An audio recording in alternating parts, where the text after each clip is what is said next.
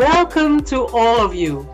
The series of conversations and explorations on how to include every fabulous thing that you have to offer into your life and work. If you are a multi-passionate, creative, entrepreneurial woman seeking harmony, adventure, meaning, purpose, and enjoyment and flow in life, then this is the right place for you to be. I'm your host, Joyce van der Lely from the Fierce Female Force, and today my guest is Lely Steele. She is the Wealth Witch. She is based in Bali, tropical island. I'm a little bit jealous. Welcome, Lely.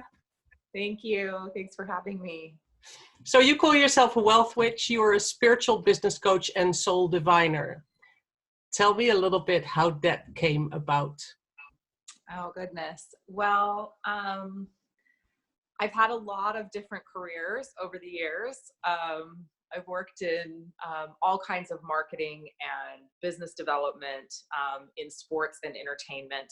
I'm American, obviously, so from the United States, born and raised. Yeah. And I think as I moved through life, I always knew I had spiritual gifts from a very young age. Yeah.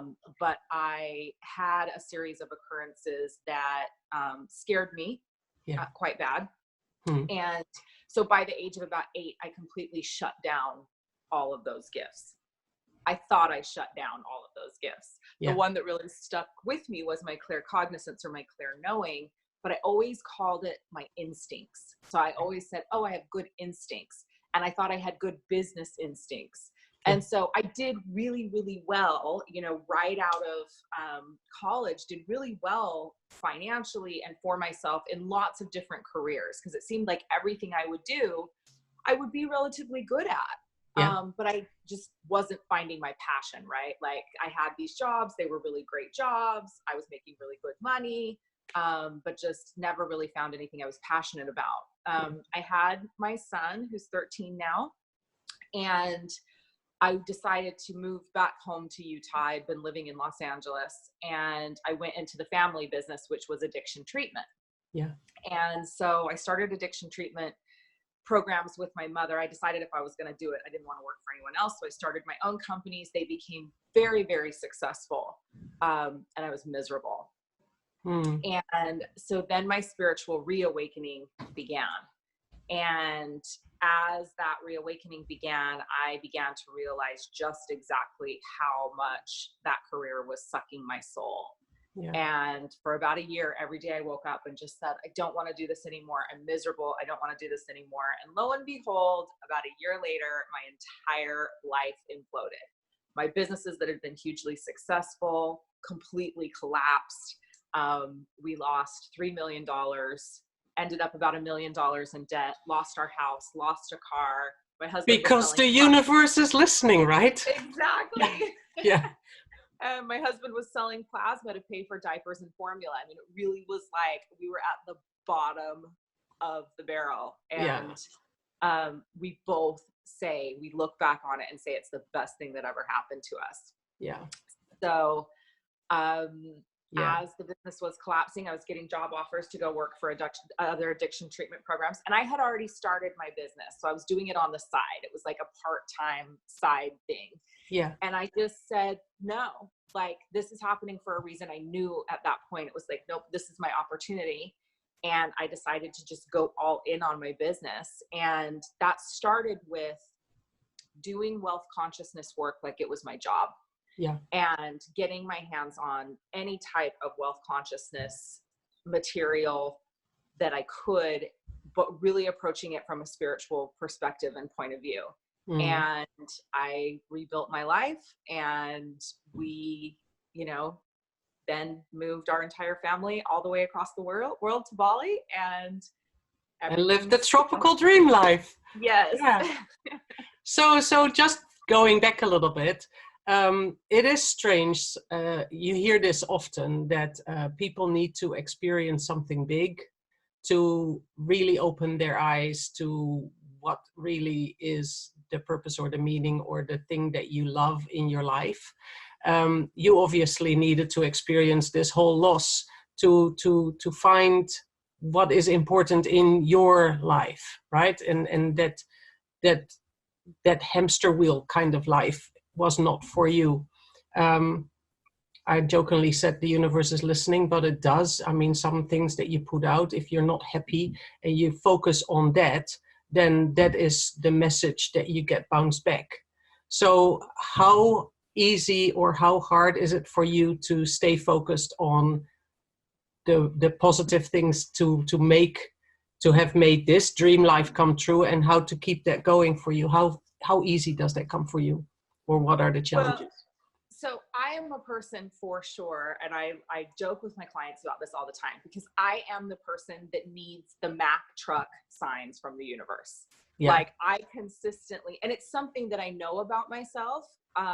And so my relationship with Source is that Source is going to continually send me big signs. Yeah. Because I don't tend to always listen to the little nudges as much as I have that connection. Yeah. You know, and when I get off course, I often need that being hit by the truck to get back on course. Yeah. But, you know, I think what this situation did for me in particular is, you know, once everything had collapsed, I was seeing the signs every day. I was getting the signs from the universe. The universe was showing up for me. And as long as I showed up for the universe, it was showing up for me. Mm-hmm. And what that did for me was built just absolute trust.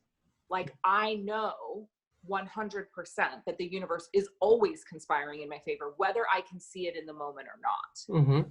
And so, you know, I think that going from that place that I was to where I am now, that created trust, obviously.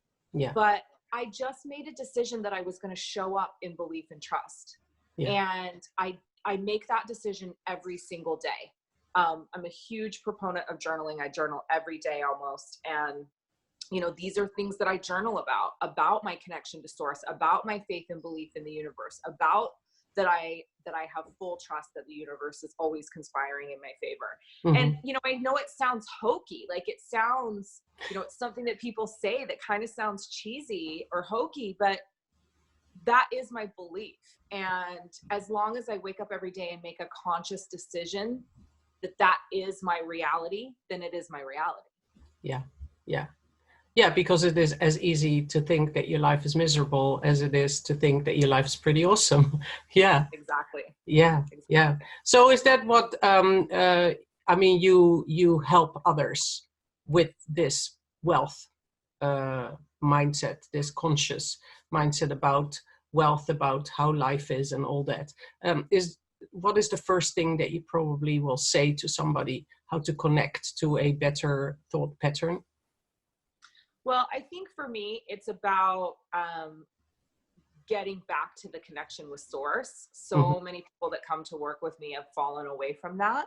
Mm-hmm. And so that's always the first step for me. And, you know, my recommendations there are always journaling and meditation. I think those mm-hmm. are the first two things that, you know, will help you create a conscious connection with Source if you are diligent in your practice of those things. Mm-hmm. So that's sort of the first thing. And then it's a re-education about money and what money and wealth is. You know, beginning to deconstruct the programming that happens to each and every one of us from the time we take our first breath on this planet. Mm-hmm. And moving out of a place of money controlling you and into a place where money is a neutral resource that is there to be a tool for you to live so that you can reach your infinite potential. And so I talk a lot about money being a vibration and a frequency, mm-hmm. But I do a ton of emotional clearing work with my clients around emotional conditioning, patterning, and programming having to do with money, wealth, receiving, abundance, prosperity, even currency. We hold so much emotional conditioning around actual physical money, yeah, that when we clear some of that stuff out, it's really it can be really powerful. Mm-hmm.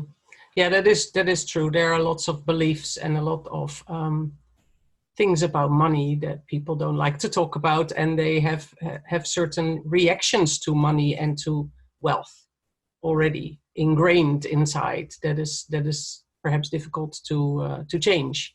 Yeah.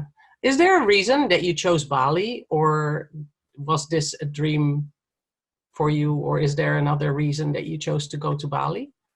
So Bali chose us. Yeah. You know, as I moved into my business, there came a point when I actually very consciously decided to surrender my free will.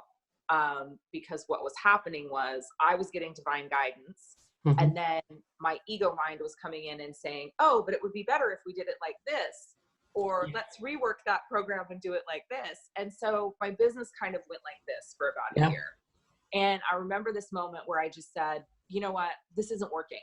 Like, my way isn't working. And so I'm just going to live my life divinely guided. Yeah. And whatever comes through, whatever the message is that I need to share, whatever the thing is that I need to do, I'm going to trust and follow that. Yeah. Because the other way isn't working. Mm-hmm. And so I just surrendered that. And I say surrendered my free will, but you get what I mean. Like, I surrendered my way to the divine's way. Yeah. And from that moment on, whether I've liked it or not, I've done what I've been guided to do. And I'm very lucky to have a husband who lives his life the same way. And, you know, so we kind of operate and trust that way together. Yeah. But I decided that I wanted to move abroad. And the primary reason there was that we were living in Utah, and I don't like snow, and I wanted to be by the beach, but we talked, and we really wanted to give our children, we have still at home, we have a 13-year-old and a 5-year-old. Yeah. We decided that we wanted to give our children an experience of being world citizens, global citizens, instead of just kind of living in that sheltered world that Americans live in. Mm-hmm. And so my husband had lived in Costa Rica for about 9 months in his 20s. Yeah. And so I said, why don't we go to Costa Rica? And he was like, yes, absolutely. That sounds great. And we were making plans to go to Costa Rica. And it was like this 1 week, as we were telling people that this was our plan, yeah, I think 4 people said to me, you guys should really look at Bali. Like, I feel like you would really like Bali. And about 3 people said to him, like unrelated people, yeah, you guys should really look at Bali. I didn't even know where Bali was. Like, so I studied in Japan. Yeah. So I had been to Asia, but I didn't know where Bali was. We literally had to look it up on the map. Neither of us had been here. Yeah. We didn't know really where it was. I mean, we knew it was over here somewhere. Yeah. But geography's never been my strong suit. So I really had no idea where it was. We sold everything we owned and moved here sight unseen. We'd never been here when we moved here. Wow. With our kids. That's a leap of faith. Yes. Yeah. Yeah. Yeah. And that's amazing. Yeah. Yeah. Oh, I just love tropical islands anyway.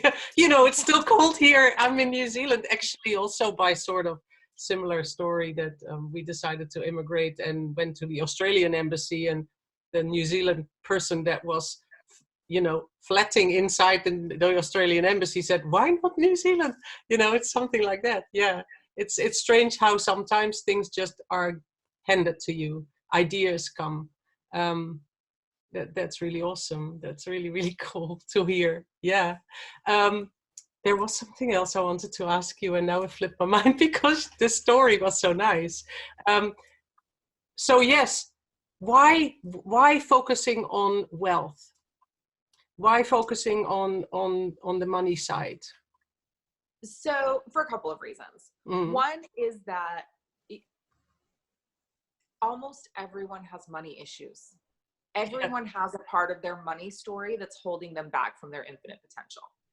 And so, and when we begin to deconstruct the money programming and the limiting beliefs around money, it frees up space in our life for our entire life to change. Mm-hmm. So money and wealth is really the catalyst to personal expansion for me. Yeah. Because it's something where everyone can relate. Everyone has fears and anxieties and doubts and, you know, has a story about what money is and how it operates in their life. And so, you know, that's kind of the first part, that mm-hmm. that it is a gateway to transformation. Because when we can clean that up, you know, we don't realize how much money we have to have money to survive, and how much money seeps over into all the other areas of our life. So that's one reason.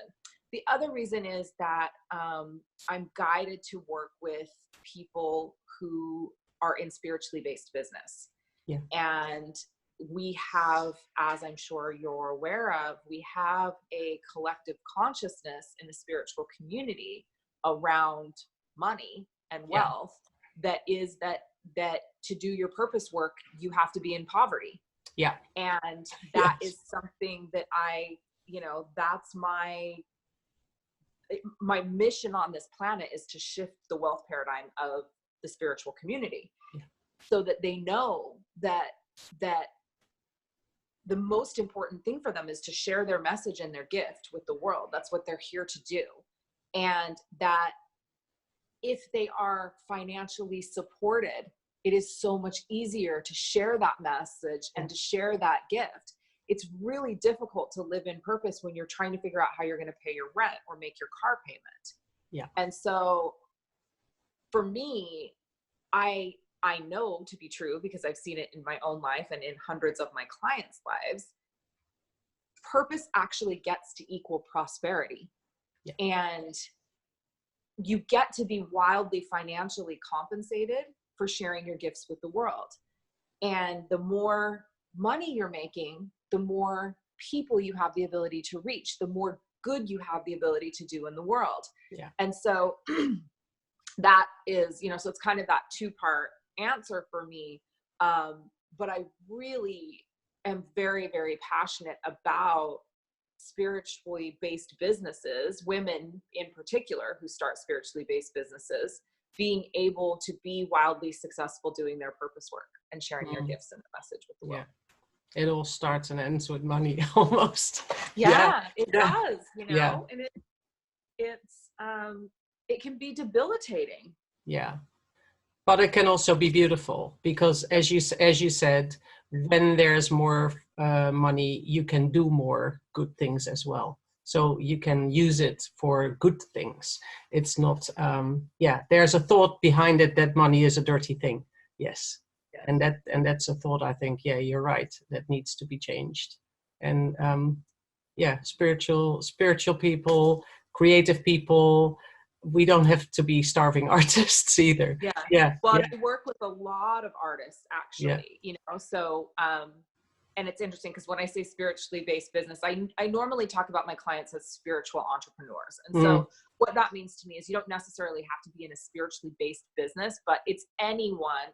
I work with doctors and lawyers, and I work with a lot of creatives and artists, but it's like someone running their business from a spiritual place, right? And so many artists and creatives are very, very spiritual people that are creating and wanting to deliver their art from that place.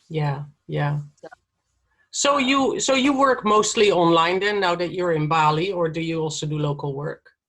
So I do, interestingly enough, like I'm getting ready to do my first events in Bali. Cool. Do a lot of stuff online, and I do a lot of in-person events. So I've had events in Salt Lake City, in Los Angeles. I'm getting ready to go to London next month. Nice. Yeah. And then I'll be in Sydney in November. I'll be in Sydney in November. So I travel and do a lot of in-person events as well, but I do a lot online. Yeah. So that's really beautiful that you can be anywhere in the world and do your work, and then travel and as you said, see more of the world as you are doing your work. Has that always been one of the driving forces behind setting it up for you this way as well? I don't know that consciously I knew it was. But it is absolutely one of the things that I adore about my life right now, is the ability to travel. Like, I've never been to London, so this will be my first time, and my London event sold out like that. So it was amazing. And I actually have quite a few people traveling from the United States to come to London. Oh, so really? Wow. Too, where like my clients have the opportunities to do destination things as well. Yeah. So I think that, I don't think that I had any idea how adventurous I was until we started this journey. And now I just love traveling. Mm-hmm. As you said, it is a journey, right? I feel the moment you decide to allow your feeling to run your life more, like more spiritually and more intuitively and all that, it becomes an adventure and it becomes a journey, and you meet so many more people that are also on their own journey. And yeah, it not always physically traveling, but also emotionally traveling in their lives. Everything is different. There is a whole different kind of life available, isn't there? Yeah. Oh, and just the people you meet. I love that you said the people, because I, we have friends from all over the world now, and we've just met the most amazing people that we never would have met if we just stayed in, this little, not little, but, this city that we were living in the United States. Like it has, I'm so happy that we have had this opportunity. And my son goes to a school where there's 48 nationalities represented at the school. Yeah, wow. Yeah. And I'm just like, to be able to give them this opportunity too is just amazing. Yeah. Because the world is a big place, but it becomes smaller. And it is nice to have connections with different people from different places and different walks of life and all that. Yes. I agree. I mean, that's amazing. This is just an amazing story that you have. I love that. So what's next? Have you got something apart from your travels and your events that you're going to give globally this year? Do you have any other new things coming up? Well, yeah, we're getting ready to launch the podcast. It's called the Wealth Witch Podcast. So that is coming up here actually in the next couple of weeks. So I'm really excited about that. And I've partnered with a podcast network, an up and coming podcast network in the United States to do that. And so I'm really excited about the reach there. I have 4 books in the works. Wow. And so those will be being released, over the next several months. And so I'm super excited about that. Yeah. And what else? I'm shifting into, working with, I have a lot of different entry points to work with me. And but one of the things that I'm really realizing and that I'm being guided to do is to provide support for sort of the frontline change makers. So the people that are really here to be out there helping many people. And so my personal offers and the way that I'm running my business is shifting a little bit to more intimate, smaller groups of people, so that it's like helping and assisting them so that they can go out and make a great impact in the world. So with the writing the books, the podcast, the traveling, the family, and your work and everything, how do you weave that all together so that you don't feel overworked, overwhelmed? Yeah. How do you manage that? Yeah, that's a really important part of what I do, actually, because I don't know if you know much about human design, but I'm a projector. So I actually require a lot of downtime and rest time. My design isn't intended to work hard, and I do actually work quite hard. Yeah. But self-care for me is vitally important. And it is scheduled into my schedule. I really make sure to take care of myself. So that's the first part. And I am quite diligent with how I structure my weeks. So, for example, Mondays, I don't see any clients, and that's my day that I work on my business. Yeah. Tuesdays is a content creation day and a writing day. And I have staff meetings on Mondays and Tuesdays with my different team members. And then Wednesdays I see clients, Fridays I see clients, Thursdays I have completely off, Sundays I have completely off, and Saturday is kind of more content creation. And there's a lot that goes on also in those days as far as me delivering content in my paid programs and in my free programs. I do a lot of free programs because I'm super passionate about giving things away. But it all comes down to, for me, making sure I'm getting enough rest. I love what I do and it doesn't feel like work. So it's very easy for me to like burn myself out. So I make sure I have massages scheduled. I make sure I have spa time scheduled. I make sure I like will frequently take a 2-hour rest in the middle of the day. So it's just about knowing what it is that I need and personal care. And having said that, I'm ridiculously busy. I have a lot of help as well, which is really nice. I have amazing staff here in Bali, which is another really beautiful thing about being in Bali is that, when I was in the United States, I was doing all of this, not quite so much because my business has completely expanded since getting to Bali. But when I was in the United States, I was also being a full-time mom, handling all the shopping, handling all the, cleaning, the laundry and the cleaning and and everything, and doing all the homework and all the things. And I really wasn't getting time to spend quality time with my children because all I was doing was the things. Yeah. And so one of the beautiful things about Bali is, we have 3 full-time house staff that handle all the cleaning and all the cooking and, all the shopping. And so when I spend time with my kids, it's actually just quality time. Good time. Yeah. So it is prioritizing things, scheduling things for you, and having time for yourself. Yeah. So then what would you say to somebody that is now, for instance, now listening and in the States or in Europe, living a life where they need to do all the cleaning and all the cooking and all that, and they go, yeah, well, that's really nice. I don't live in Bali. I don't have staff. How am I going to fit it all in? What would you suggest? What would you suggest? I did it for many years. I think the scheduling is really important. And I think that people don't realize the importance of being disciplined in your personal practices, being disciplined in the things that keep you grounded and centered. I would stop journaling for a week and my whole life would fall apart. Yeah. So, the daily meditation and journaling was a non-negotiable for me in those days because I had to have the place to connect to source and to keep myself grounded.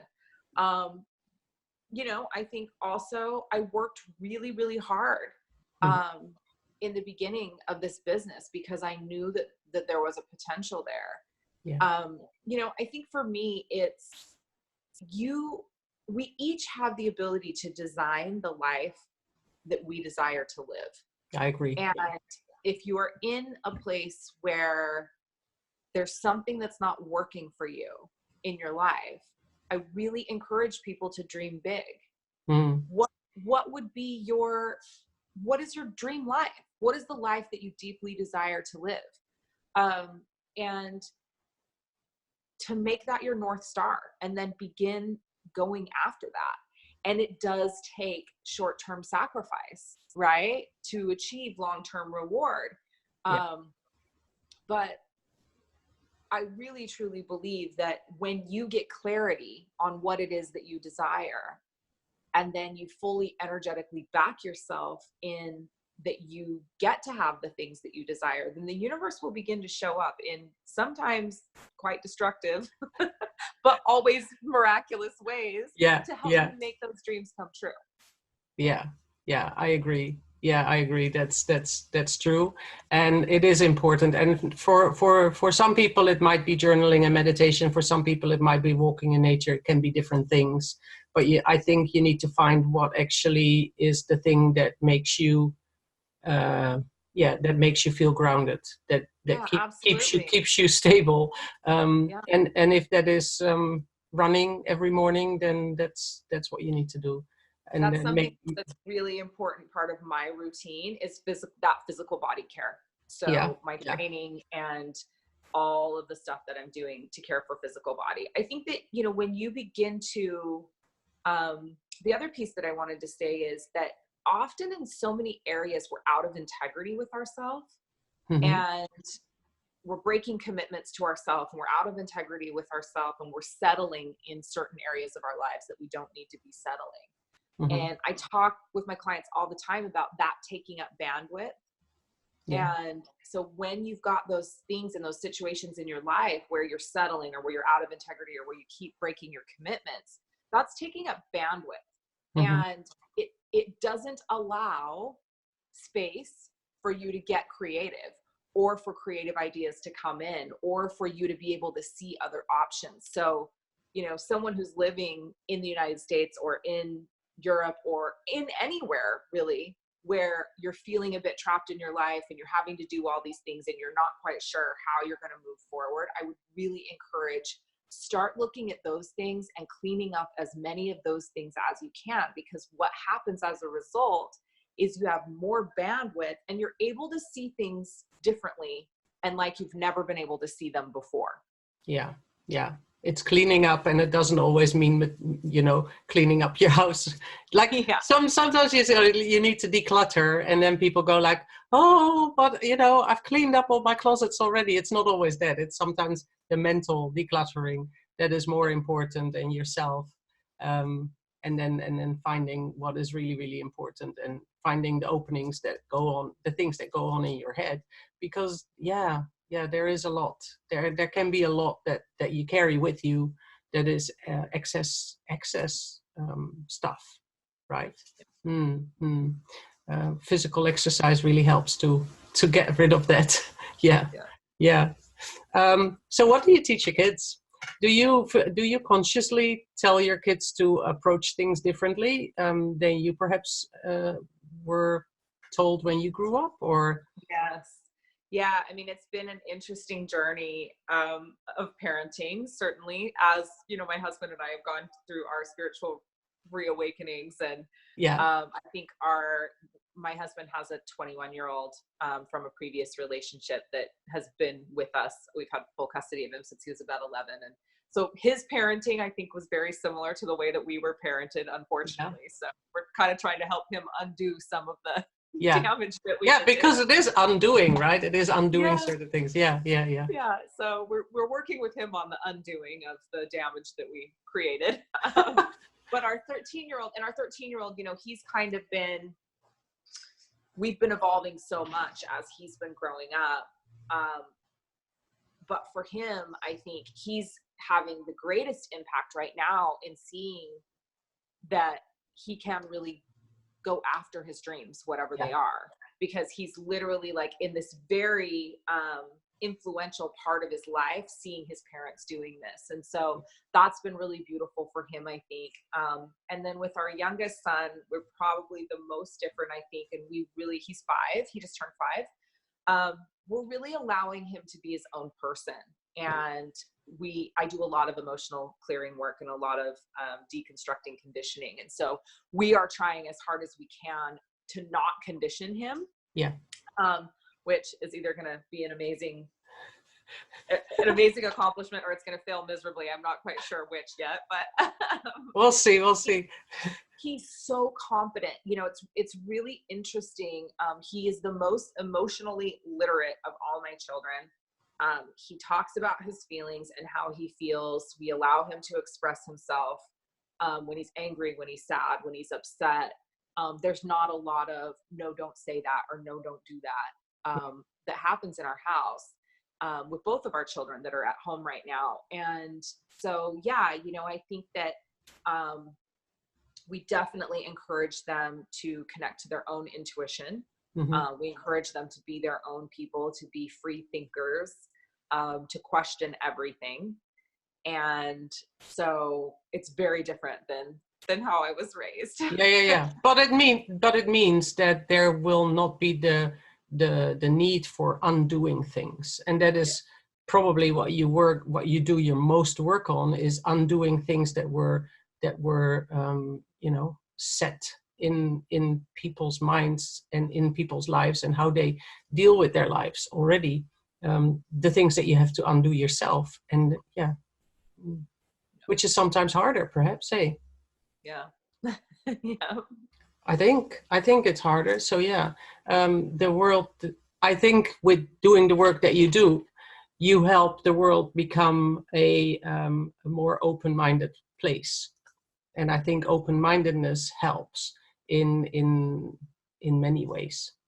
Yeah. Do you feel extra spiritual that you are in a place on an island like Bali, which is very spiritual? Yeah, I mean, it's definitely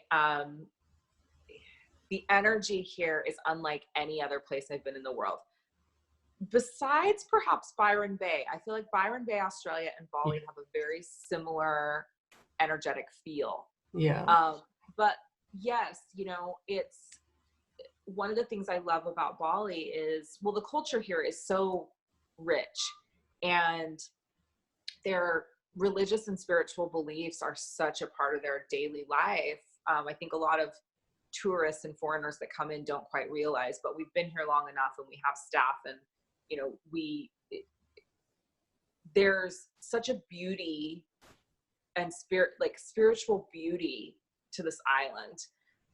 And so, yeah, I feel like, you know, it's the island of inspiration. I say all the time, I'm like, sometimes there's too much inspiration. Like sometimes I have too much inspiration.